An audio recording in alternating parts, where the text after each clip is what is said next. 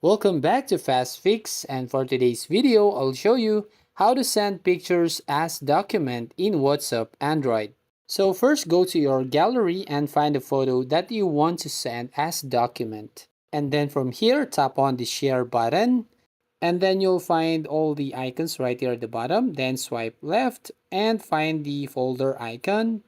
And from this one, you'll find this folder page. Now, all you need to do is just to save that photo in any folder right here. Now, once you've done, let's close this folder and gallery and just go back here on WhatsApp. Then on the message box, tap on this clip icon right here and you'll find this option. Don't tap on gallery. Just tap on these documents right here.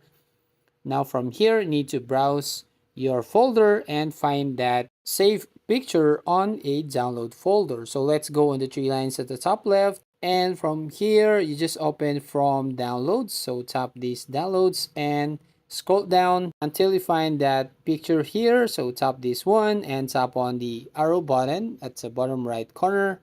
And finally, you send a picture as document in WhatsApp. And that's it. If you find this video helpful, please consider to like and subscribe to this channel. And please don't forget to hit the notification bell to notify you on the next video.